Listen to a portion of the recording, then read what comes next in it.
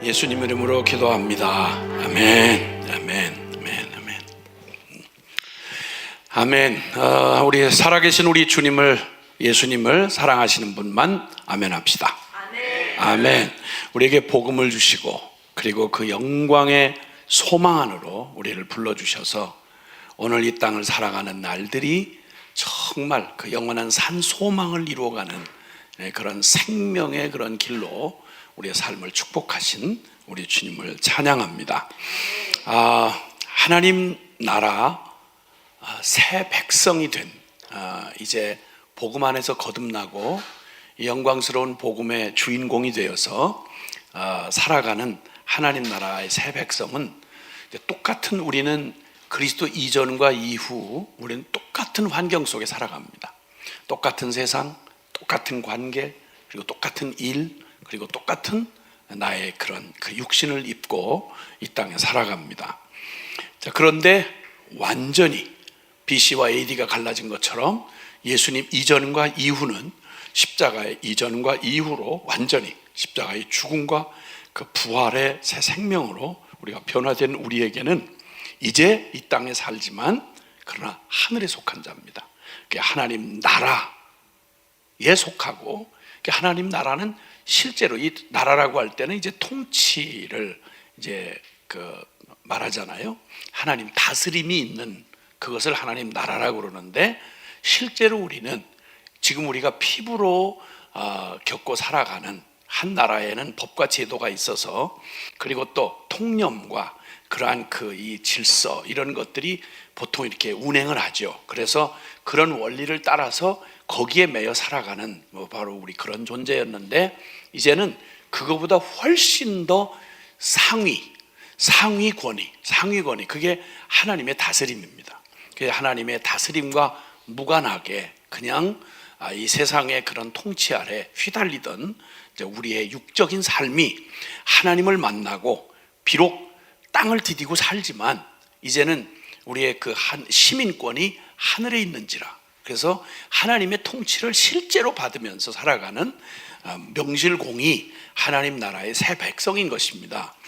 이 개념이 전혀 없이 세상에 사는 현실이 늘 그 현실의 통치하는 그런 권세가, 세상의 권세를 그대로 아무런 대책 없이 그냥 받으면서 하나님 나라의 흉내를 내려고 그러니까 이거는 진짜 이상한 꼴이 되고 힘들고 벅차고 불가능한 일이죠. 이걸 제대로 이걸 가르쳐 주지 않으면 이상한 괴물 같은 종교 집단이 되는 겁니다. 교회도. 왜냐하면 세상 속에 살아가는 그것만 가지고 살아가려니 세상 하는 방법 똑같아야 되는 거예요. 그래서 왜 교회가 세속화되느냐라고 하는 말은, 세속화된다는 게 무슨 화장품 바르고 옷까지 유행 따라가고 이런 정도를 세속화라고 하지 않습니다. 더 근원적인 것은 세상의 가치와 힘과 그 세상의 그런 질서와 그런 원리를 그대로 받아들이는 겁니다. 벗어날 생각도 못하는 거죠. 교회가 어떻게 운영해야 되는데 돈 없이 어떻게 교회를 운영하냐는 거예요. 이 말 늘 듣는 얘기잖아요, 그렇죠? 교회가 헌금하는 건, 말은 이름은 하나님을 파는데 정작은 십시일반 돈 내가지고 교회 운영하자, 이런 따위의 생각을 가지고 있는 이 천박하기 짝이 없는, 더군다나 특별히 직분자들 말이죠. 이런 생각을 벗어나지 않은 그 교회가 바로 세속화된 교회예요. 세속화가 아니라 세속 안에서 벗어나 본 적이 없는 그런 교인, 그런 교회. 이거 아무 맥을 못 써요. 그건 아무런 맥을 쓸 수가 없어요. 왜냐하면 그거에 관한 세상이 실제 실력을 가지고 있는 게 세상이니까. 교회라는 무슨 건물 조직했다고 해서 겁먹느냐? 아니요. 우리가 보았지만 아무리 교회 이름으로 기독교라는 간판을 걸고 십자가를 세우고 세력을 형성해서 그게 중세에 타락했던 개토리가 아니에요. 똑같은 세상적인 그런 그 가치와 그 세상의 그냥 세상 신의 다스림을 그냥 받는 거예요.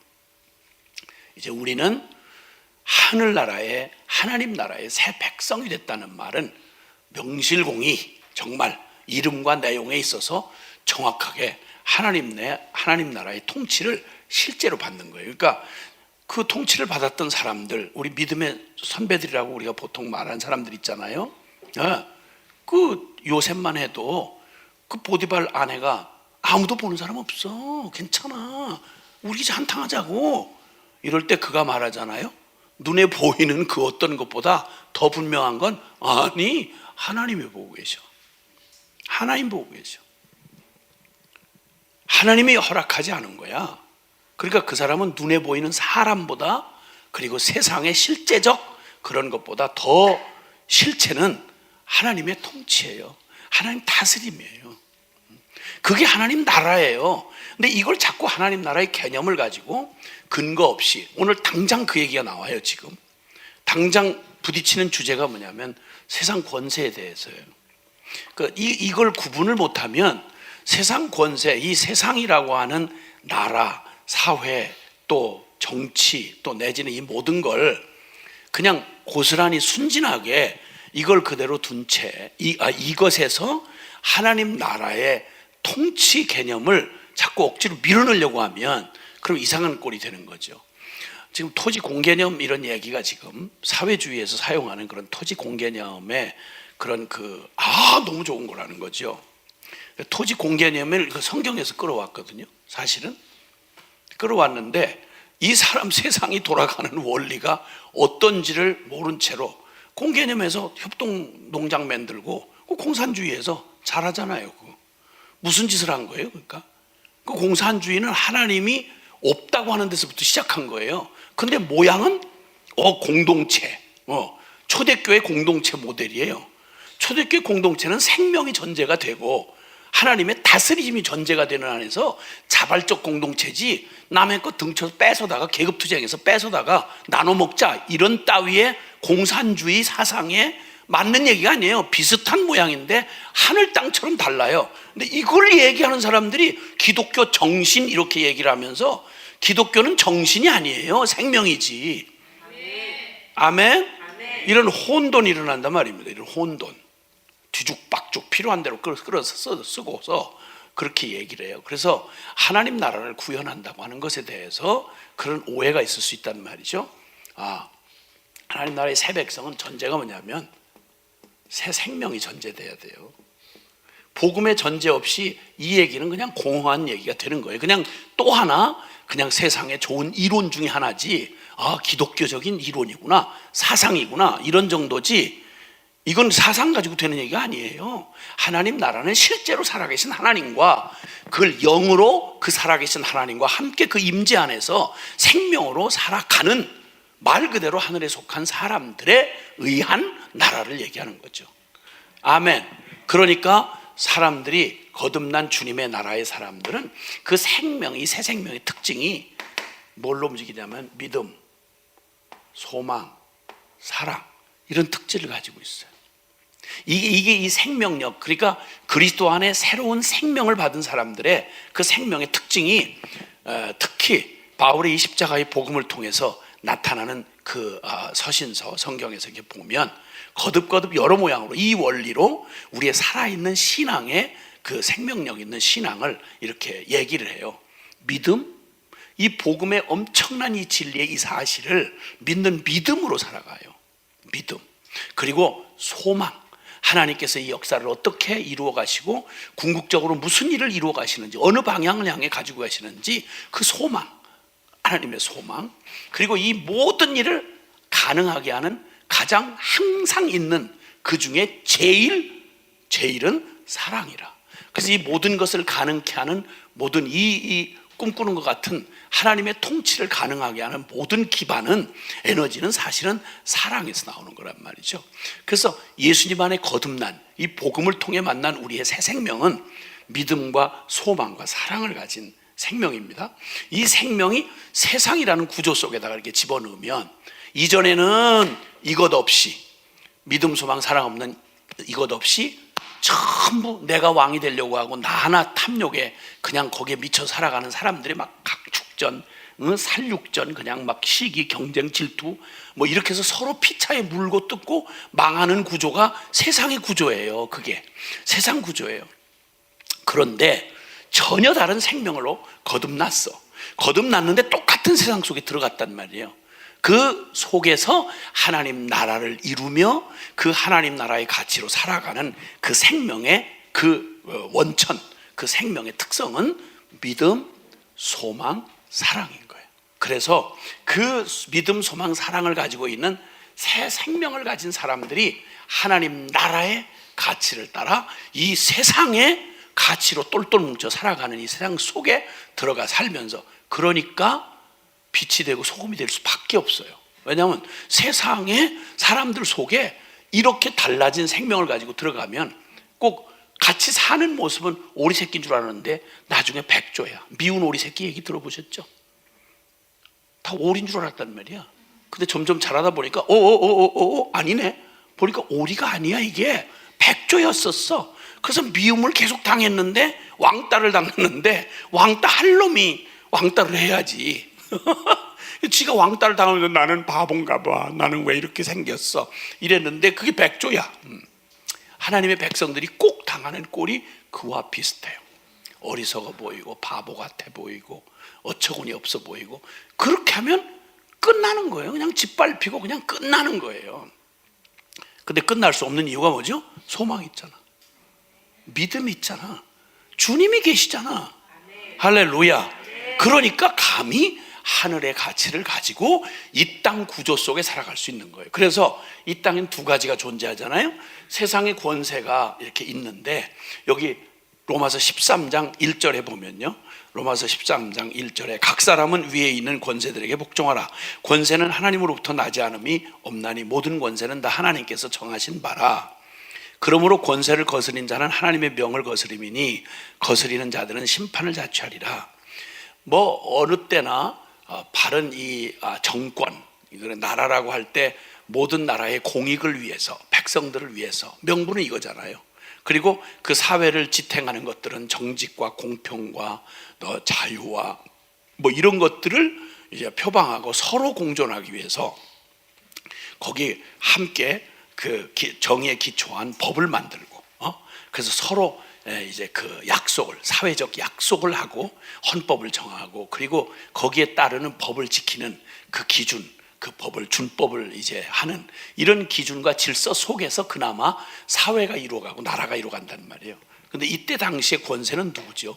로마 편지를 받는 로마의 성도들에게 있어서 이때 권세는 로마였어요. 로마. 아시겠지만 그 속에서 크리스찬들은 완전히 도살당할 양처럼 역임을 받아서 몇 차례, 거의 한 10여 차례 가깝게 왕정이 바뀔 때마다 미친 정신병자 같은 놈들, 뭐 데시우스니 네로니 하는 뭐 이런 진짜 정신병자들이에요. 정신병자들. 건전한 놈이 없어요. 근데 인간으로 태어나가지고 인간이 신격화되면서 그 어마어마한 압도적인 그 세력 안에서 말은 황제인데 그런 대접을 받으면 이렇게 하려니까 인간은 안 바뀐 채로 상황만 그렇게 되면 이 압박이 이게 어디로 가 튀겠어요. 그러니까 뭐 베레벨 뭐 성도착이부터 시작해서 제 애미를 어떻게 하고 뭐 그냥 가진 정신병 같은 짓은 많이, 네로 같은 놈 도시를 한번 이렇게 내려다보다가 새로 짓고 싶다. 아우 짜증난다. 저 쓰레기 저 빈민촌 저거 아주 화나. 그래서 불을 질러 버렸잖아요. 불 지르고 막 그놈이 또 예술한다고 또 흉내를 내던 정신병자 아니에요. 이래가지고 했다가 막 나라가 뒤집어지게 생겼으니까 희생양으로 잡은 게 그리스도인들이 불질렀다. 이래가지고 그냥 내로 박해가 막 그 쏟아지고, 이런 과정들을 겪을 때 그런 나라, 그런 권세 아래 있을 때였어요. 그런데 이 명령을 하시는 거예요. 이 명령을 하기도 하고 받을 수 있는 근거는 뭐냐면 그 권세보다 더한 위의 권세가 있다는 전제하에서예요. 아멘. 하나님이 다스리시는 거예요. 하나님이 통치하시는 게 지금 네로가 통치하는 것보다 더 분명한 거예요. 할렐루야. 그러니까 권력이라고 하는 게 악하게 잘못 쓰여지면 악한 거지만 원래 의도는 바르고 아까 말한 대로 정의와 공평과 질서와 이거를 위해서 주어진 거죠. 그러니까 순기능으로서의 권세를, 야 네가 틀렸으니까 옳은 그 제도도 안 지키겠다, 이렇게 하면 안 된다는, 그건 무질서판이 되는 거죠. 그 궁극적인 통치와 다스림은 하나님에게 있음을 알기 때문에, 그래서 눈에 보이는 세상 권세에 대해서 권위에 복종해라. 그리고 국민의 책무를 다해라. 조세의 책무를 다하라. 이 말씀이 쭉 거기까지 이렇게 나오는 거예요. 7절까지 쭉 나오는 얘기예요. 예수님이 하신 말씀 생각이 나시죠? 가이사의 건 가이사에게, 하나님의 것은 하나님에게. 그때 예수님 앞에 이 딜레마를 가지고 그 불만족한 로마의 압제를 불만족하는 사람들이 와서 묻는 거예요. 그러니까 양편 모두에게 다 미움을 받는 일이죠. 만약에 가이사 거 바치지 말아라. 원래 성전 열성주의자들은, 유대 성전 열성주의자들은 그걸 왜 우리가 우리의 가이사한테 바치느냐, 그럴 이유가 있느냐, 이렇게 반정부 운동을 하는, 왜냐하면 로마의 식민 아래에 있었으니까 그걸 바칠 수 없다, 뭐 이런 열혈분자부터 시작해서 아주 의견이 다 나눠져 있었죠. 서로 양편에. 그래서 주님을 그 함정에 빠뜨리려고 가이사에게 주지 말아라 그러면 그건 반정부 편에 서는 게 되고, 또 아니면 그냥 성전에 거기다 그렇게 하라, 가이사 것은 줘라 이러면 말하자면 이제 그 가이사는, 그러니까 가이사 것을 주지 말라고 해도 문제고, 성전에 바치는 거, 그 다음에 그 가이사에게 바치는 거, 이 두 가지를 놓고 그 함정에 집어넣었을 때 주님이 대답하신 말이 가이사의 것은 가이사에게, 또 하나님의 것은 하나님에게, 이렇게 지혜롭게 대답을 하셨어요. 또 주님이 하셨던 말씀 생각나신지 모르겠는데, 내가 너희를 보냄이 이 세상 이리 가운데 양을 보낸 것 같다. 그래서 세상에서는 뱀같이 지혜롭고 또 비둘기같이 순결하라. 그러니까 말씀드리지만 어리석게 하나님 나라의 저거를 전제로 하고 하나님 나라가 아닌 세상 나라의 사람들이 저거 하는데, 어리석게 자기 혼자 자기 생각에 하나님의 법이 이렇다 하면서 그냥 그들이 알아듣지 못하는 방법으로 그냥 내 순진한 마음 가지고 거기다 들여미는 어리석은 짓을 하지 말라는 거예요. 세상에 살 때는 언어가, 세상 사람들이 쓰는 언어가 있잖아요. 성전 안에서 특화된 언어가 있고 지혜롭게 사용을 해야 되는데, 이건 마저 막 한쪽에 막 피리받으면 그냥 막 갖다 물어붙이는 이런 지혜를 주셨잖아요. 타협하라는 말이 아니라 순결하되 지혜로우라는 거죠. 그 말씀에 관하여 세상 권세에 대해서 얘기를 했고, 그 다음에 세상을 살아가면서 사랑의 빛 외에는 아무 빛도 지지 말아라. 8절에 보면 사랑의 빛 외에는 아무에게도 아무 빛도 지지 말아라. 남을 사랑하는 자는 율법을 다 이루었느니라. 어떤 모양으로든지 간에요, 자꾸 사람들에게 민폐를 끼치거나 우리가 믿음으로 산다고 하면서 그 믿음을 빙자로 해서 다른 사람에게 민폐를 끼치는 이런 일들은 감히 생각하지 말아야 돼요. 그래서 주님 말씀하기를 빛을 질 생각하지 말아라. 빛 지지 말고 사랑의 빛 외에는 아무 빛도 지지 말아라. 책임 없이 뭐 어쩔 수 없어서 우리가 살다 보면 서로 도움을 주고 받기도 하지만, 빚이라고 하는 거 꼭 빌려줬는데 못 갚는 이런 상황이잖아요. 이런 일을 너무 쉽게 생각하는 사람들이 있단 말이죠. 무책임하게 그냥 급한 대로 막 가진 말을 다해서 둘러서 빚을 썼는데 그 다음에 넌 몰라요, 어떻게 뭐 형편 안 되는데요 뭐. 이렇게 되면 거꾸로 한번 받았다고 생각을 해보란 말이에요. 거꾸로 용서할 수 있겠는가? 안 되거든요. 다른 사람이 그 일을 얻기까지 어떤 대가를 지불하고 얼마나 많은 시간과 그걸 했는데, 그걸 그렇게 쉽게 생각해서 빌릴 때는 어떻게든지 빌려놓고 형편 안 돼서 못 갚는데 어떡합니까? 뭐 이렇게 하면, 만약 이 일이 계속 반복이 되면 무슨 일이 일어나겠냔 말이에요. 그러니까 그렇게 하지 말라는 거예요. 사랑의 빛 외에는 아무에게도 하지 말아라. 남을 사랑하는 자는 율법을 다 이루었느니라 얘기하세요. 그래서 사실 조금 불편하게 살고 좀 궁색하게 살지라도 빚은 어떻게든지, 빚은 어떤 경우든지 할 수 있는 한, 또 하나님 우리가 믿고 사니까, 주님 앞에 사니까 빚을 지어서 한다고 하는 일에 대해서 이전까지는, 우리가 주님을 만나기 전에는 이런저런 생각과 욕심과 계획과 뭐 염려와 이런 것들로 해서 어쩔 수 없이 주어진 일이 있다면 빨리 무슨 일보다도 그 일을 갚는 일을 먼저 하고, 그리고 앞으로는 어떤 경우에도 하나님 허락하심이 최선인 줄 알고 빚을 져서 무언가를 하려고. 근데 가만히 보면 그 주변에 이제 이렇게 좀 경우에 이렇게 보면요, 빚을 지고 그렇게 어려워하면서도 생활을 줄이질 않아요. 차도 안 줄이고 집도 안 줄이고 줄여서 정리를 하면 얼마든지 그 시달리는 그거에 비하면 얼마든지 편하게 할 수 있을 텐데도 그냥 생각 자체가 그게 안 돼요. 할 거 다 해야 돼. 하나도 안 줄여. 그러면서 날마다 울고 불고 힘들다 어렵다 이러는 거예요. 줄여야지. 확 줄여버려야지. 꼭 집을 가지고 살아야 될 이유가 뭐예요? 허락이 안 되면 그 새를 살든지 아니면 폐가 고치면서 살든지 그러면 될 일이지. 뭘 꼭 그렇게, 꼭 옷은 왜 꼭 그렇게 입어야 돼요? 티셔츠만 이렇게 입어도 되는데. 다른 장식 안 해도 뭐 넥타이 없으면 어때요? 십자가 목걸이 하나만 걸고 다니면 뭐 사방천지가 다 통과인데 뭐. 말로 하자면 그런 거예요. 그러니까 절대 빚을 진다는 말은 남에게 어려움을 준다는 얘기잖아요. 그러니까 어떤 경우에도 내가 사랑은 이웃에게 악을 행하지 아니하나니 그러므로 사랑은 율법의 완성이니라. 다른 것 없이 사랑으로 생각해라 이 말이에요. 아멘. 네. 그래서 이 하나님의 나라 새 백성은 이제 그 존재 자체가 그 안에 있는 게 이게 믿음, 소망, 사랑의 이 원리를 따라서 이 에너지로 살아가기 때문에 무슨 일은 뭐 이래라 저래라 꼭 이렇게 뭐 가나다라 가르치듯이 그렇게 안 해도 그 정도 지혜는 다 있단 말이에요. 생각 중심만 딱 잡혀 있으면.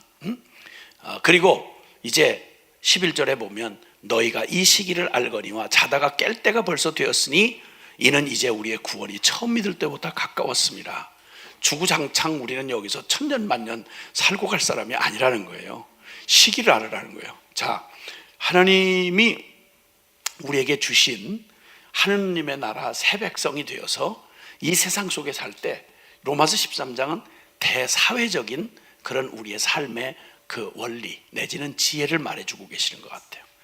우리가 사회 속에 살아갈 때 이 세상 속에 한 사회와 국가 조직 안에 살아갈 때 이제 이 생명을 가진 사람이 하나님의 나라의 원리를 따라서 이 세상 가운데 살아가는 사명을 가지고 살아가죠. 우리는 지금 얻어먹기 위해서 사는 게 아니라 이 땅에서 하나님이 이루실 그 사명 때문에 우리 교회와 우리 성도가 살아간단 말이에요. 그 살아가는 동안 부딪혀야 되는 모든 상황 속에서 뱀같이 지혜롭고 비둘기같이 순결하고 빛과 소금이 되되 하나님 나라의 원리를 가진 이 생명 존재를 가지고 이 세상을 어떻게 섬겨야 할지 그 방법은 그때마다 다를 수 있겠지만 그 원리는 믿음, 소망, 사랑을 가지고 이 세상을 대하면 요런 모습으로 나타난다 이런 말씀이죠.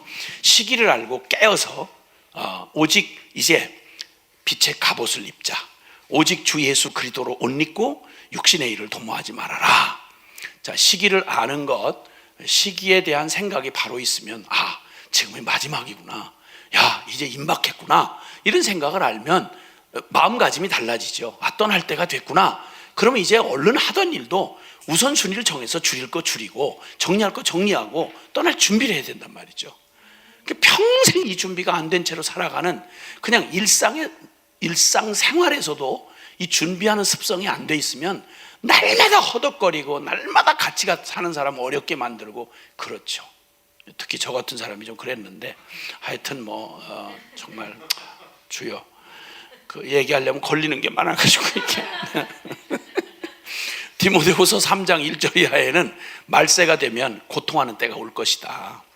그런 아주 이기적이고 자아 충만하고 그리고 영적인 것조차 자아의 정욕으로 경건의 모양은 있으나 경건의 능력을 부인하고 속고 속이고 또 막 정의를 핍박하고 정신사납고 그냥 뒤죽박죽 혼잡스러운 세대가 온다. 마지막 때가.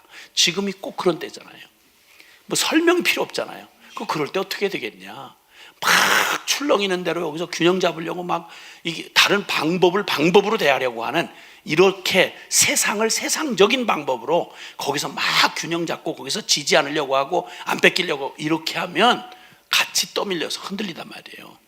그때는 더욱 말씀의 꼴통이 되라.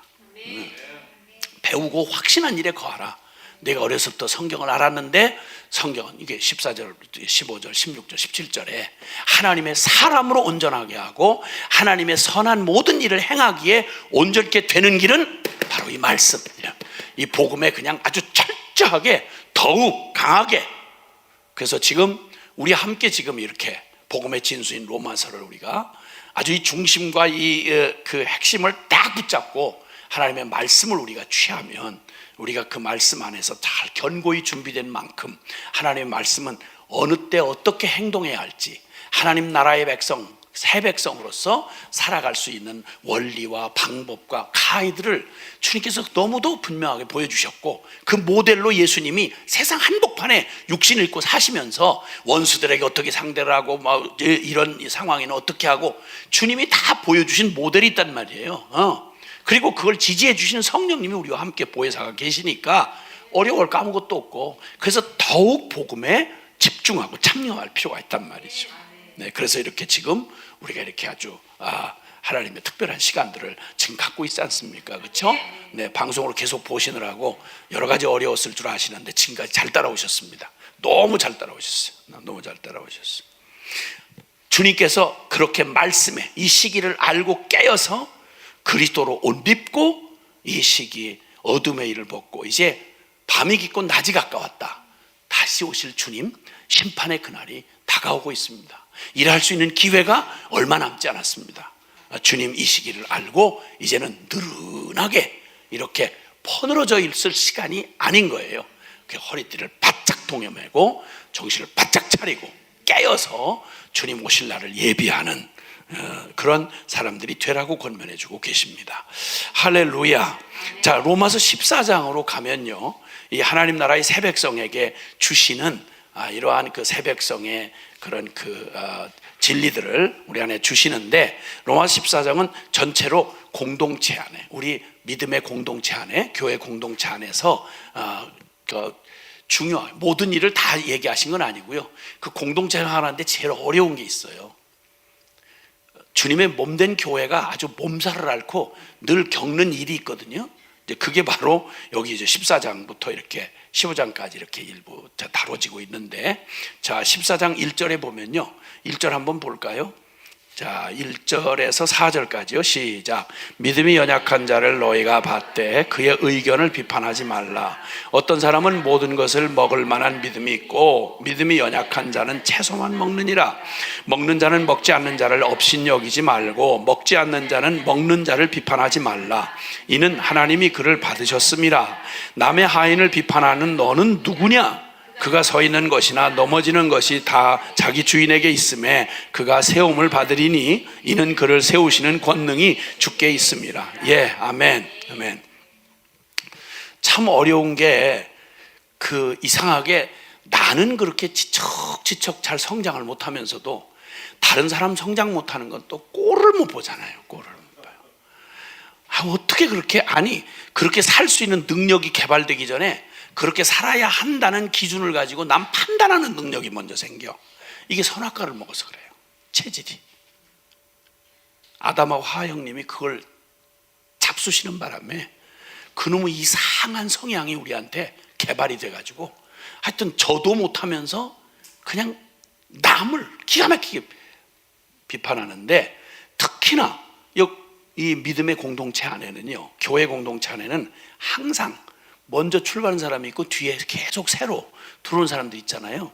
그리고 정도와 성향에 따라서 어떤 사람은 이걸 빨리 받아들이고 어떤 사람은 이걸 빨리 받아들여. 어떤 사람은 이걸 진짜 어려워하고 어떤 사람은 이걸 어려워해. 다 달라. 얼굴이 다른 것만큼 달라. 그러니까 전부 비판할 것밖에 없어. 다 비판할 것밖에 없어. 그러니까 특히나 이때에는요, 이게 초기 과도기 때, 초대교회 과도기 때였기 때문에 거기에 유대적인 영향을 슬쩍 받은 사람이 있어요. 대단히 유대인 같지도 못한 게 또 오죽지 않게 또 유대인 맛은 또 봐가지고, 그래가지고 자꾸 율법을 지키고 채소를 먹니 마니 먹는 문제부터 시작해서 하여튼 자잘한 얘기까지 너무 이제 다른 거예요. 근데 그걸 어떻게 보면 툭 털고 그거에 대해서는 여기 말하는 대로 모든 걸 먹을 만한, 걸리지 않고 다 그냥 이 어릴 때 가이드 요거 앉아라 일어서라 뭐는 씻어라 잡아라 이렇게 했던 가이드가 장성하고 나면 그 필요가 없어지잖아요. 그렇게 해서 그 지경에까지 간 사람이 있는가 하면 아야그로 잘 작은 그런 디테일한 그런 이런 가이드에 도움을 받아야 되는 사람이 있단 말이에요. 그 사람은 이걸 뭘 하나 이렇게 하라고 했는데 이렇게 하는 거, 이거 방법만 하나 틀려도 막 너무 어려워하는 거야 그걸. 그럼 또 조금 자기는 여유 있어서 그 과정을 거친 지 오래된 사람 경우는 그게 무슨 속이 그렇게 좁으냐 이거야. 사람이 본질을 볼 줄 알아야지 그게 뭐 그러냐 이거야. 이래가지고 믿음이 있다 없다 이래가면서 싸움질이라는 거야. 그 막 또 우린 또 교파가 많으니까 뭐 별의별 그냥 뭐 서로 중요하게 여기는 게 다 다르잖아요. 그러다 보니까 막 서로 다른 걸 가지고 또 차이가 있어. 아니 어떻게 그걸 깨닫는 순간 자기도 내도록 10년 20년 못 깨닫다가 뒤늦게 깨달았으면, 자기도 20년 만에 깨달았으면 다른 사람 자기가 얘기하고 보여주는데 2달이 됐는데도 못 깨닫는다 이거예요. 저는 20년 만에 깨달아 놓고 그러고 막 또 판단하고 막 삿대질하고 막 정죄하고 난리를 치니까 막 상처를 받고 이래서 어려움을 겪는단 말이죠. 그러니까 그때 주님이 얘기하시는 거예요. 야, 남의 하인을 비판하는 너는 누구냐? 니나 잘해라. 이런 말씀하시는 거예요. 그래서 공동체 안에서 이 문제가 정말 어려워요. 쉽지 않아요. 그래서 주님은 말씀하죠. 야, 이렇게도 하고 저렇게도 하고 이렇게 표현하고 저렇게도 표현하는데 서로 어떤 사람은 이 날을 저 날보다 낮게 여기고 어떤 사람은 모든 날을 같게 여기고 각각 자기 마음으로 확정을 해라. 나를 중히 여기는 자도 주를 위하여 중히 여기고 먹는 걸 중히 여기는 사람들도 그렇게 하니 그거 가지고 따지지 말고 우리 공통점을 한번 생각해 봐라. 우리 중에 누구든지 복음을 바로 받아들인 사람이면, 여기 7절에서 9절 한번 읽어보세요. 복음 안에서 우리가 가장 공통적인 게 있잖아요. 복음을 제대로 만났다 그러면 시작.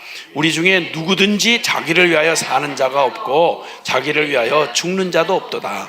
우리가 살아도 주를 위하여 살고 죽어도 주를 위하여 죽나니 그러므로 사나 죽으나 우리가 주의 것이로다. 이를 위하여 그리스도께서 죽었다가 다시 살아나셨으니 곧 죽은 자와 산 자의 주가 되려 하심이라. 그거예요. 그게 공통점인 거예요. 그 어떤 작은 차이보다 가장 그보다 큰 공통점이 있다고요. 그래도 예수 믿잖아요. 아멘? 그래도 십자가 부활의 복음을 같이 동의하잖아요. 근데 우리는 어떻게든지요, 처음에는 막 이렇게 하다가도 어떻게든지 자기가 자꾸 이제 뭔가 좀 이렇게 자기의 영역을 좀 갖고 싶으면 트집을 잡기 시작해요. 뭔가 다르다 이거야. 아주. 그래서 어떻게든 인간은 자꾸만 옛날부터 자기 변명과 합리화하는 습관이 있어가지고 그냥 톡 까놓고 싫으면 싫다고 하면 되는데, 그 싫다는 걸 가진 멋진 명분을 다 만들어서 한쪽을 반을 죽여놔야 돼. 그래야 내가 하는 게 옳으니까. 무서워요. 정말 무서워요. 저도 수십 년 동안 이렇게 공동체라는 게 뭔지도 모른 채 그냥 복음에 미쳐가지고 주님 앞에 부름받고 나니까 어떻게 그냥 복음에 충격을 받은 분들이 이렇게 저렇게 모이기 시작해가지고 그래서 공동체가 시작이 됐어요. 공동체도 모르고 별의별 일을 다 겪었어요. 아니 그렇게 은혜를 받고 막 인생 뒤집어져서 난 모든 걸 버리고 막 주님을 따르기로 했습니다 이랬으면, 그러면 그 모든 것 끝까지 그 자잘한 것들 일단 넘어설 수 있을 텐데 아니요. 매일 똑같은 삶이 비슷하게 반복이 되고 삶이라는 게 그 참 진짜 쉽지 않거든요. 그런데다가 이 명분이 믿음 또 신앙 뭐 이런 게 딱 갖춰지면 생활의 자잘한 이거 어려움은 진짜 정말 짜증나고 어려운 일이긴 한데 이것만 가지고 트집을 잡기는 잘 안 돼. 그러니까 항상 무언가 갈라놓고 뭔가 이렇게 하려고 할 때는 영적인 명분을 자꾸 찾아요. 그래서 신앙적인 색깔 가지고 여기 지금 나뉘는 이런 트집이 아주 크게 이 교회 공동체를 흔들어 놓는 그런 게 되는 거예요. 그래서 결국은 그런 부분에 대해서 너무 어려운 거죠. 예를 들자면 이런 거예요. 사랑이냐 공이냐 이런 부분에 부딪히면 참 어렵습니다. 사람이 이 두 가지가 항상 필요하죠. 공의를 반듯하게 세워서 이 사람이 딱 반듯하게 바로 설 수 있도록 도와주는 일이 필요해요. 근데 동시에 뭐가 필요한 거 아니? 그 사람을 용납하고 기다려주고 또 사랑으로 격려해 줘야 되는 이것도 필요해요. 그러니까 어떤 게 옳다 이럴 수가 없어요. 비행기 오른쪽 날개가 중요해요? 왼쪽 날개가 중요해요? 비행기 날개가 양쪽 있잖아요. 근데 어느 날개가 더 중요해요? 네. 애들한테 늘 이 훈련을 시켰잖아요. 아빠가 좋아, 엄마가 좋아, 이렇게. 그래서 애들을 계속 당황스럽게 하고 어렵게 하고 외식자를 만든 게 그 엄마가 그 짓을 했단 말이에요. 응? 제비가 그 짓을 했고. 그리고 이거는 뭐가 더 중요하냐 물을 대상이 아니잖아. 사랑과 공의가 그래요. 그 공동체를 하다 보면 이게 항상 같이 가요. 어떤 때는 다 알지만 둘 다 중요하지 않아서가 아니라 취사 선택할 수 있는 게 아니에요. 선과 악을 구분하는 이런 얘기가 아니라서. 그러니까 그때 중요한 건 뭐냐면 중심이 중요한 거예요. 너와 나 사이에 지금 서로 입장이 팽팽해. 이 사람은 공의를 세워야 된다, 이 사람은 사랑을 세워야 된다. 둘 다 똑같아요. 같은데 그걸 서로 주장을 하다 보면 깨질 수밖에 없어요. 깨질 수밖에. 이것 때문에 계속 어려움을 겪죠. 근데 이게 다른 자잘한 기분 나쁜 거, 저 사람 이상하게 은근한 시기, 질투 내지는 하여튼 저 사람의 어떤 점이 내가 싫어, 그러면 이걸 가지고 명분 잡기가 어려운데 요런 문제가 있을 때 그냥 팍 튀고 나오는 거예요. 명분이 생겨지니까. 그러니까 우리는 하나님의 은혜가 필요해요. 그래서 겸손함이 필요해요. 그래서 여기에 해법을 제시한 게 뭐냐면 남의 한 하인을 네가 왜 판단하냐? 그가 넘어지고 일어서는 거 네가 걱정할 일 아니야. 하나님이 다 하셔. 그리고 너 아무도 비판하고 판단하지 마라. 왜냐하면 하나님이 각 사람이 자기 입으로 하나님 앞에 직구하는 날이 와. 그러니까 남 판단하고 심판하고 이러는 거 네가 걱정하지 마라. 네가 그거 양보한다고 해서 그런다고 해서 뭐 하나님이 그걸 다 놓고 이렇게 한 거래. 그러니까 걱정하지 마라. 너의 염려가 지금 너의 핑계거리를 자꾸 만들어주는구나. 공동체를 하면서 제일 그 교회 공동체가 싸움질 나는 거 보면 정말 조금 떨어져서 보면 너무너무 속이 뻔히 보여요. 근데 명분은 막 거의 주님을 위해서 순교 정신으로 막 싸움질을 해. 근데 알고 보면 재산 싸움이야. 앉으면 자존심 싸움이고. 그런 짓을 하는 연약함을 알기에 주님은 이 세상의 현실 속에 살아가는 우리에게 주님이 14장에 하나님 나라의 새 백성이 어떻게 해야 할지를 말씀하는 거예요. 여기서 언급하는 게 다른 거 없어요. 믿음, 소망, 사랑을 가진 우리에게 도전을 하는 거죠. 너 뭘 믿는 사람이지? 너 자신에 대해서 죽었잖아. 십자가가 뭘 이루어줬어? 그 네가 바라는 소망이 뭐야?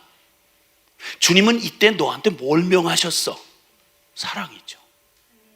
이렇게 해서 주님이 바로 이 새 생명을 가진 하나님 나라의 새 백성이 바로 이 말씀, 로마서 14장의 말씀을 우리가 받으면서 이제 연약한 형제를 용납하고 비판하지 말아라. 그리고 너나 내나 공통점이 있다. 우리 중에 누구도 주를 위해 살고 주를 위해 죽지, 우리 자신을 위해 살고 죽는 사람 없지 않냐. 너 복음을 만났다고 믿는다는 말이 그 말 아니냐, 이거였어요. 한참 극도로 저희가 어려움을 겪을 때 공동체 멤버들한테 정말 제발 한번 정직해보자. 왜 그러냐 너? 너 아무래도 너 가만히 보니까 너 진짜 예수님 믿는 거 맞아? 너 거듭났냐? 너 주님 사랑해? 그럼 그냥 눈물이 훅 떨어져요. 그 난리를 치고 막 생난리를 치고 이러다가도 본질적인 얘기를 하면 그 사실이니까. 이것도 너무 힘들고 아프고 저 사람 때문에 미치겠는데 그것도 사실이지만 이거보다 더 사실은 내가 주님 앞에 헌신하고 그리고 막 다 돌아갈 것 없이 다 무소유로 다 털고 주님 앞에 일생 바쳐서 그렇게 하고 따라온 길인데, 와, 서로가 서로에게 너무너무 왼수 같은 거예요. 어떻게 안 맞아도 그렇게 안 맞아요. 근데 아무도 맞을 사람이 없어. 70억 인구 중에 나랑 맞을 인간은 아무도 없어요. 다 달라요. 너무 똑같아도 화가 나요. 왜냐하면 여러분이 완전하지 않기 때문에. 그렇죠? 여러분이 완전하지 않기 때문에 나하고 너무 달라서 싫은 사람 이러면 그럼 저하고 똑같은 놈 붙여줬다. 서로 잡아먹어요. 응? 그리고 호랭이가 고양이를 만나면 안 먹는데 찢어 죽인대. 그냥 뭐 확인된 건 아니에요. 왜냐하면 쪽팔린다고. 응? 너무 자기하고 비슷한 거야.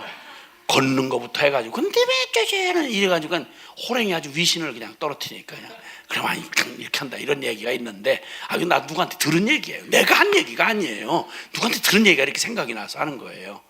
자기 닮은 사람 제일 싫어해요. 그래서 재밌는 건 조금 객관적으로 떨어져서 보면 공동체 안에서 싸움을 하고 사람들이 막 긴장 관계에 있고 어려워하는 사람 보면요 기가 막혀. 다른 사람 다 알아. 자기가 제일 싫어하는 사람이 저하고 너무 똑같은 짓을 하는 거예요. 그러니까 저는 막 억울하다고 막 난리를 치는데 다른 사람 다 옆에서 웃어요. 이렇게 웃어. 저는 이거 웃어요. 웃음이 나와. 다 보이니까, 빤히 보이니까. 왜 그렇게 그 사람 잘못이 보이는지 아세요? 그 전공이라 그래. 내가 그 전공이라서 저 교만 떠네. 그걸 어떻게 이렇게 잘하냐고. 교만 떠는 걸. 지가 교만 떨어봤으니까 아는 거야. 그러니까 거기에 민감하거나 그러면 교만 떠는 걸 아주 기가 막히게 잡아내요. 기가 막히게. 지가 교만 전문가라서 그래. 전문가라서 냄새를 꼭 기가 막히게 그 냄새를 잘 맡아. 그거 어쩔 수가 없는 거야. 이런 연약한 자들이 하나님 나라를 가슴에 품고 살아가는 삶에 이루어지는 일들을 주님이 아시고 여기다가 이렇게 적어 놓으신 거예요. 이 복음 어마어마한 영광스러운 복음을 막 선포하시고 현실 문제는 또 현실이잖아. 그래가지고 지금 이후에 있는 12장부터 이렇게 나오는 말씀이 다 그런 얘기들이에요. 이렇게 하지 말아라. 이렇게 너 생명을 가지고 있지. 근데 이게 무슨 차이입니까? 이거 다 복음의 생명력이 없는 사람도 얘기하면 알아들어요. 좀 인격적으로 훈련 좀 하면 흉내는 낼 수 있어요. 그런데 해결은 안 나요. 차이가 뭔지 아세요? 그러면 이 생명이 있고 이 복음이 있는 사람은 막 해결 안 될 것처럼 막 이렇게 가다가도 이 부분으로 가서 툭 건드리면, 그러니까 그 해법이 그거잖아요. 우리 중에 우리 자신을 위해 살고 죽는 사람 없잖아. 모두가 다 주를 위해 죽고 주를 위해 살잖아. 너도 그렇잖아. 네가 그렇게 못 견디겠다는 사람, 그 사람도 마찬가지야. 근데 지금 틀렸냐? 연약해 보이냐? 걱정하지 말어. 그걸 세우는 권능이 하나님에게 있는 건 너 믿잖아. 네가 믿은 복음이 뭐야? 그렇죠. 그렇죠. 그러니까 네가 거기에 영향을 받지 말고 너 할 일을 하는, 네가 그를 섬길 수 있는 만큼, 네 목만큼, 지혜롭게 분량만큼 네가 감당해. 그럼 주님이 하실 거니까. 그렇군요. 몇십 년을 공동생활을 하면서 수없는 위기를 넘었지만 불가능했던 때가 있었고요.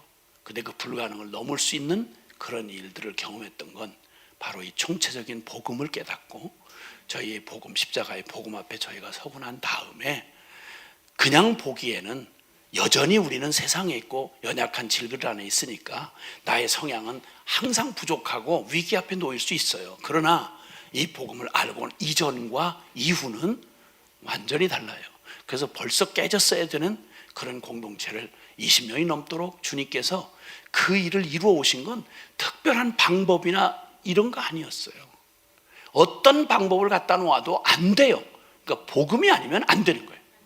근데 복음이면 잠깐 몸부림치고 잠깐 부끄러운 모습이 나타나고 해도 결국은 복음을 내버리지 않는 한 복음을 만난 사람이면 자기가 주장이 아무리 옳아도요, 내가 아무리 대단하게 굉장한 위치에 있다고 해도요, 그 고집으로 복음을 무너뜨릴 짓은 안 해요. 그러니까 공동체가 가능하더라고요. 어떻게 이런 공동체가 가능한가 할 때 저희 공동체는 좀 여러 공동체 중에서도 참 공동체의 조건으로는 어려운 공동체를 경험하고 있습니다. 순회 선교사님이라는 공동체는 이 사역과 삶이 함께 있고요. 그리고 매일 그냥 무소유로 산다고 여기저기 떠다니면서 조건이 늘 바뀌고 적지 않은 인원들이 함께 온 삶을 그냥 그 준비되지 않은 것 같은 상황에 늘 이렇게 변화하는 상황에 내몰리기 때문에 이거 그냥 인간적인 의지 가지고는 불가능합니다. 그런데 이 일을 가능하게 한 건 뭐라고 정답을 할 수는 없어요. 딱 한 가지예요. 요 원리대로입니다. 14장의 원리를 그대로. 13장에서도 말하죠. 사랑은 율법의 완성이다. 우리는 사랑할 능력 없어요. 능력 없기 때문에 못해요. 이렇게 하지 않습니다. 복음은 그렇게 말하지 않잖아요. 너 원래 그 정반대 인간이었어. 너 보고 하라는 거 아니었어. 주님이 우리가 믿는 바의 믿음이 뭔지 복음을 알게 하시고, 그리고 주님이 그 일을 어떻게 선을 이루어 가실지 이 소망을 갖게 하시고, 그리고 지금 이 순간을 우리가 어떻게 섬겨야 하는지 주님께서 우리의 능력이 되신, 주님의 사랑이 되신 우리 주님 앞에 나를 부인하고 그분에게 넘겨드리고 토스하면 주님이 그 불가능했던 상황들을 어떻게 이끌어 가셔서 가능하게 하시는지를 작지만 경험해가고 살게 해 주시는 것입니다. 세상이 보고 입을 닫고 두려워하는 건 바로 교회가 이 모든 세상에서는 불가능한 일을 이 교회라고 하는 공동체 안에서 서로가 사랑하고 하나님의 거룩한 보이지 않는 하나님 나라의 권위에 서로 복종하는 이런 모습을 볼 때 세상은 악하는 거예요. 그때 이 소리 없이 흘러가는 이 파워가 세상의 어둠을 깨고 세상의 분열을 깨고 세상의 거짓을 깨는 거예요. 그 능력은 하나도 없고 세상 돌아가는 꼴이 그대로 우리 교회라고 하는 조직 안에 들어와 있다. 세속화되어 있다. 물에다가 물 타면 뭐가 되겠어요? 그냥 물이죠, 뭐. 그냥 물에다 물 타면 물이에요, 그냥. 그러니까 교회가 세상의 빛이요 소금이 된다는 말은 바로 우리의 존재가 충분히 복음적 이 새 생명을 가진 이 가치로 살아갈 때 그렇게 되는 것이죠. 아멘. 아멘. 그리고 주님은 말합니다. 이제 사람 앞에서 이렇게 저렇게 하지 말고 22절부터 보면 22절 23절 시작. 내게 있는 14장 22절부터 시작. 내게 있는 믿음을 믿음 앞에서 스스로 가지고 있으라. 자기가 옳다는 바로 자기를 정죄하지 아닌 자는 복이 있도다.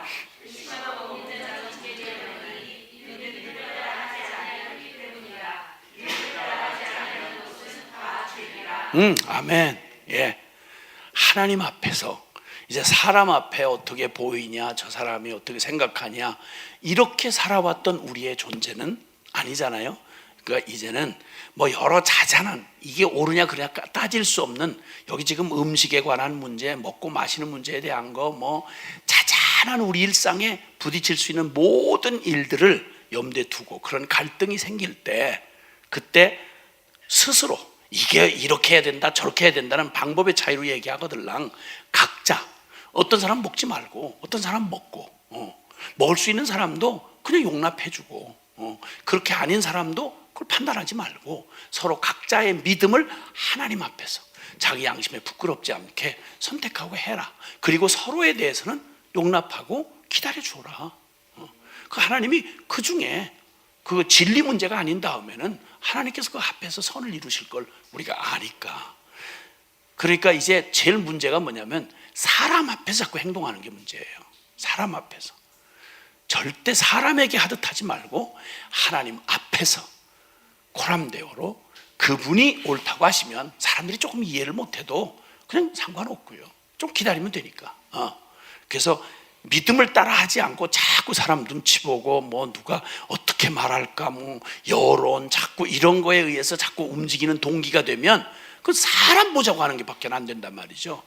사람이 옳다고 해도 내가 하나님 앞에 떳떳지 못하면 그러면 하나님이 더 두려워서 그건 통제가 돼야죠. 그래서 믿음으로 하지 않은 건 좋으냐 나쁘냐 그 일의 행위보다도 믿음을 따라 하지 아니한 모든 건 죄다 이렇게 말씀하고 계세요. 아멘. 그러니까 믿음에서 믿음으로 가라 이 말이요. 작든 크든 믿음이 아니거들랑 설치지 말고 믿음이 아니거들랑 잠잠하고 또 믿음 이거들랑 누가 뭐라고 해도 그 믿음 안에서도 순종해 나가고 이렇게 하라고 이 공동체 안에서 우리가 또 이 하나님의 새 백성으로 살아가야 할 이런 원리들을 가르쳐주고 계십니다. 로마서 15장에 이제 가보면 이렇게 말씀하죠. 1절과 2절 시작. 믿음이 강한 우리는 마땅히 믿음이 약한 자의 약점을 담당하고 자기를 기쁘게 하지 아니할 것이라. 우리 각 사람이 이웃을 기쁘게 하되 선을 이루고 덕을 세우도록 할지니라. 아멘.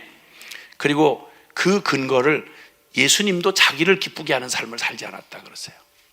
자기를 기쁘게 하자. 내가 통쾌하고 내가 막 성취감을 느끼고 내가 이겼다 하는 이런 생각으로 만족을 자꾸 두면 안 된다는 거예요. 그래서 무슨 일이 옳고 그름을 벗어나지 않는 한 주님 앞에서 자기를 기쁘게 하지 말고, 언제나 같은 것, 뭐 크게 선과 악의 문제가 아니라면 저 사람은 이렇게 주장했고 나는 이렇게 주장했어, 그럴 때면은 자기를 기쁘게 하지 말고, 자기 고집이 관철된 걸 기뻐하지 말고 양보해서 그 사람의 방법으로 하라는 거예요. 나를 기쁘게 하지 말고 다른 사람을 기쁘게 하라는 거예요. 왜냐하면 그리스도가 그렇게 하셨으니까. 이 얘기가 그거예요. 그리스도가 그렇게 하셨으니까. 그래서 우리 주님이 주신 황금률 같은 말씀이 있잖아요. 네가 남에게 대접을 받고 싶은 대로 남을 대접하라.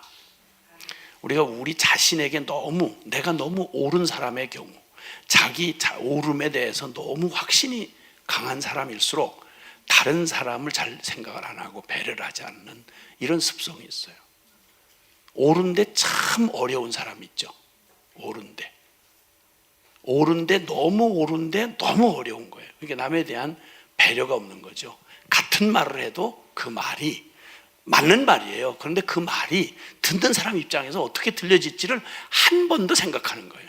왜냐하면 그 말을 하는 건 내가 옳은 걸 얘기하자는데 목적이 있는 게 아니고 그 사람을 섬기는 데 있는 거니까, 같은 말이라도, 옳은 말이라도 거꾸로 입장을 바꿔서 나를 기쁘게 하는 게 아니라 이웃을 기쁘게, 듣는 사람이 듣기에 어차피 말하는 목적이 내가 너를 이겼다 이게 목적이 아니라면 그 얘기를 받는 사람이 정말 이 말에 원래 전하려고 했던 이 뜻을 기쁨으로 받을 수 있도록 그 입장이 돼서 나를 기쁘게 하지 말고 그 사람을 기쁘게 하는 목적으로 그 얘기를 하면 훨씬 더 남을 섬길 때 조그마한 손길이 한 번 더 가면 받는 사람이 완성도가 높게 받으면 편안하잖아요. 또 정성이 느껴지고. 근데 옳다는 걸 그냥 불쑥 그냥 옳은 거니까 너 받아먹어라 이런 식으로 갖다 던져버리면 그러면 받으면서도 기분이 나쁘잖아요. 옳은데도 기분이 나쁜 거예요. 이상하게 옳은 걸 가지고 사람 기분 나쁘게 하는 사람들이 있잖아요. 그렇죠? 누구를 연상하진 마세요. 그게 나지 다른 사람이 아니란 말이에요. 어머 어쩌면 그렇게 똑같이, 어머 맞아요, 아이고 그런 얘기를, 아이고 글쎄 꼭 그래요. 주여 용서해 주시기를 바랍니다. 네, 용서해 주시기를 바랍니다. 5절에서 7절을 보면 그렇게 말씀하세요. 5절에 7절에 보면 이제 인내와 위로의 하나님이 너희로 그리스도 예수를 본받아서 서로 뜻을 같이 하여 주셔서 한 마음과 한 입으로 하나님 곧 우리 주 예수 그리스도의 아버지께 영광을 돌리게 하려 하노라. 그러므로 그리스도께서 우리를 받아서 하나님께 영광을 돌리신 것 같이 너희도 서로 받으라. 될 물건들이 아니었잖아요, 12 제자가. 그렇죠? 예수님이 제자로 부르실 때 될 성 부른 사람들이 아니었어요. 중간도 끝까지 그냥 그 어설픈 짓을 했어요. 근데 주님이 한 번도 넌 내 제자가 아니야, 창피한 것들 이것들, 무식한 것들 불러놨더니 꼭 무식을 티를 내고 난리냐, 이렇게 한 번도 생각해 보신 적이 없어요. 그냥 제자로 받으면 변함없이 제자였어요. 그분이 우리를 그냥 그분이 바라시고 언젠가 완성될 그 모습을 그대로 받아서 우리 용납해 주시는 거예요. 그래, 너 될 거야. 지금 안 되니 될 거야. 되겠지. 반드시 될 거야. 이러고 받아주시는 거예요. 그 받아주신 그것 때문에 우리가 오늘 여기 있잖아요. 아멘, 아멘. 13절에 우리를 위한 축복을 이렇게 말씀해 주세요. 소망의 하나님이, 같이 읽어볼까요? 시작.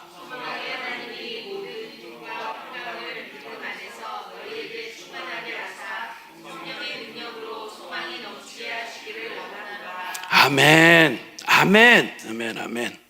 할렐루야.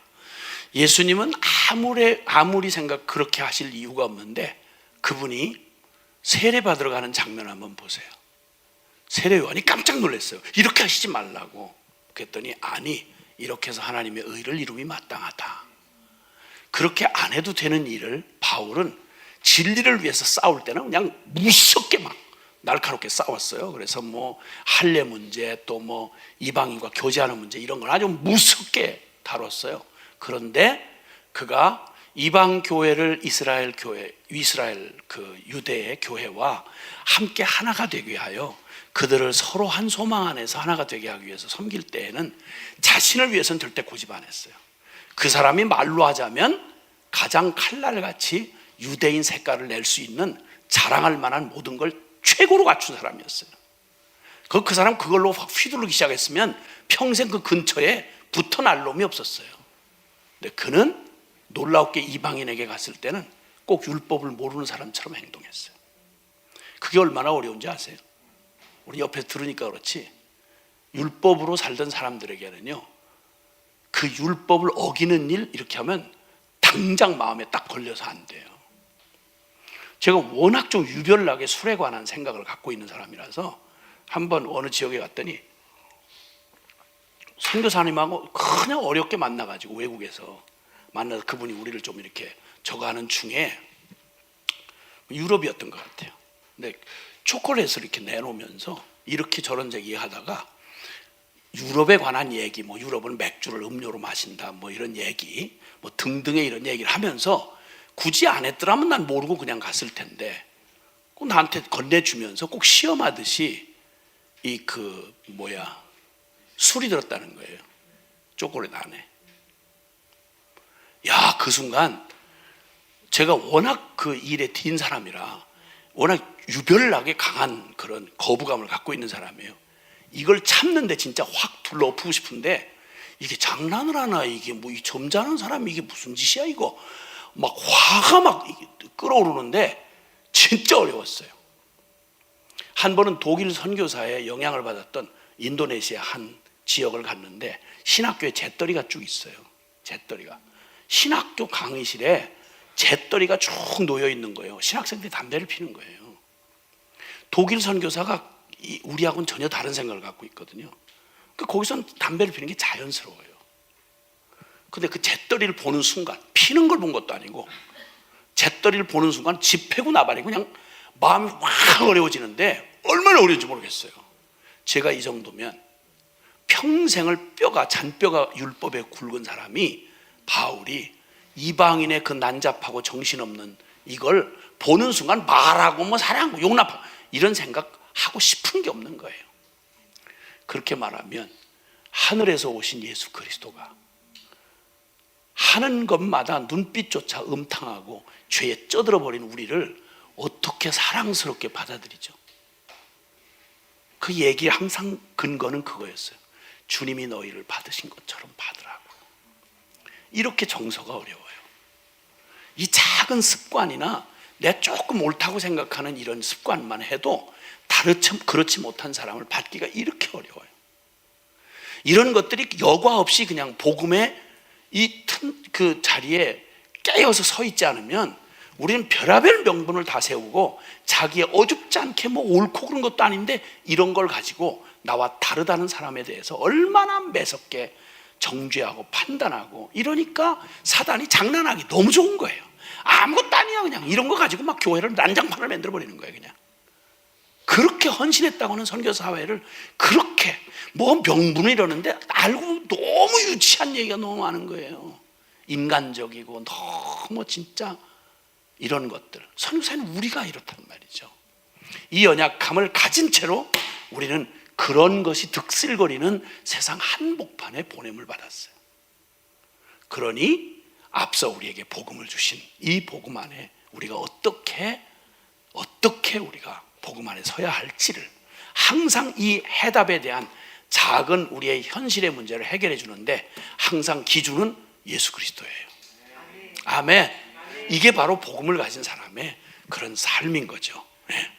그래서 거기 주님 말합니다. 소망의 하나님이 모든 기쁨과 평강을 믿음 안에서 너희에게 충만하게 하사 성령의 능력으로 소망이 넘치게 하시기를 원하노라.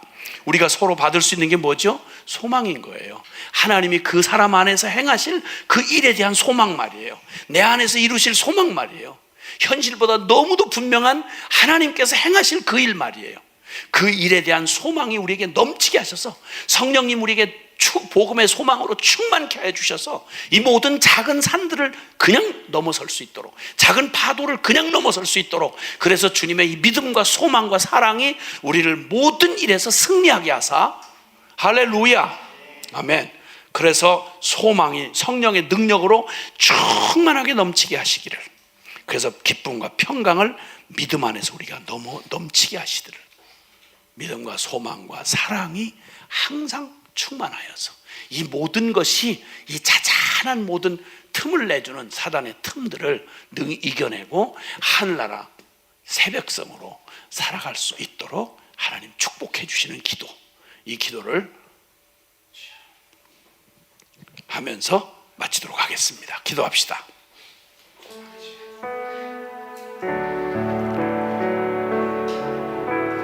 하나님 나라의 새 생명이 아니고는 이 얘기는 다 꿈 같은 얘기입니다. 몰라서 이거 못하나요? 오 하나님, 우리가 이 땅에 이제 하나님 나라의 새 백성으로 살아가는 날 동안 주여 성령님 우리에게 충만케 하셔서 주님, 우리로 하여금 날마다 치고 넘어지고 걸렸던 이 모든 것들을 이제 훌쩍훌쩍 뛰어넘는 하늘나라의 새 백성으로 주님의 능력으로 살아가는 자들 되게 해 주옵소서. 기도합시다. 사랑하시는 아버지 하나님, 감사합니다. 할렐루야. 주님, 사랑이 율법의 완성이라고 하셨지요. 주님, 그 사랑이 우리를 용납하셨고 그 사랑이 우리를 새롭게 하셨지요. 주님, 아멘입니다. 주님.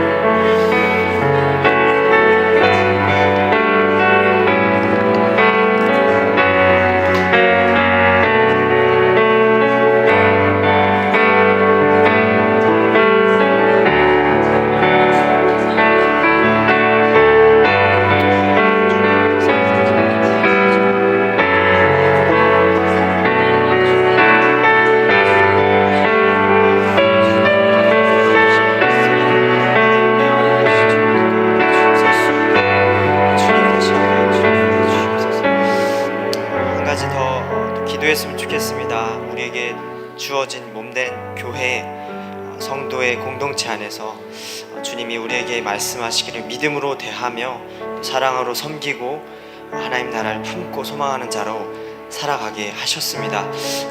정말 주님의 공동체인 머리 대신 그리스도를 우리가 살아계심을 믿기에 우리의 이 공동체와 나 한 개인을 넘어 하나님 이 빛을 온 열방 가운데 비추기를 원하시는 그 주님의 뜻을 더욱 우리 마음 가운데 새기고, 주님 우리에게 주어진 것이 작든 크든 우리에게 주어진 이 공동체 안에 사랑으로 자기 자신을 세우기보다 먼저 공동체를 세우는 그 유익에 힘쓰는 하나 되게 하신 것을 소중히 여기며 함께 그 마음으로 품고 섬기는 자로 우리 각 사람을 또 몸된 공동체를 세워 주시옵소서.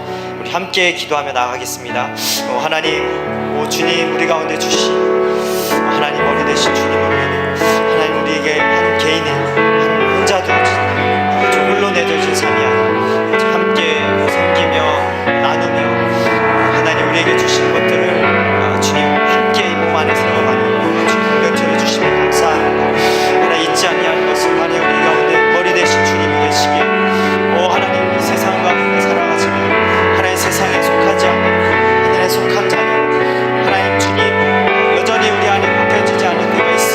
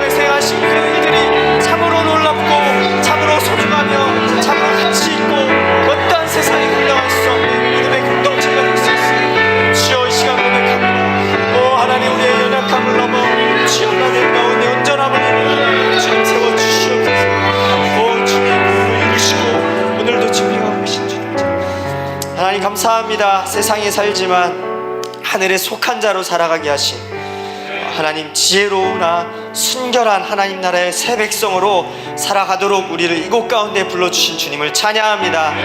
분명한 건 하나님 나라가 가까웠으며 우리가 사는 이 세상의 모든 통치와 권세 위에 하늘의 하나님께서 살아계시고 또 역사하시며 다스리시는 주관자이심을 믿습니다. 하나님, 우리 가운데 주신 이 믿음의 공동체, 나 하나를 넘어 점점 하나님 우리 가운데 주님 주신 이 교회 공동체가 하나님 우리가 생각할 것 이상으로 온 열방 가운데 누룩같이 퍼져 하나님 나라를 세워가며 주님의 뜻을, 하나님의 빛을 온 열방 가운데 비추며 나아가게 될 것을 주님 더욱 바라봅니다. 오 하나님, 마음껏 통하여 일하여 주시옵소서. 우리 가운데 사랑과 믿음과 소망으로 더욱 충만케 하실 참 좋으신 우리 주 예수 그리스도의 이름으로 함께 기도했습니다. 아멘. 행하실 주님 앞에 영광의 박수 올려드리겠습니다. 아멘.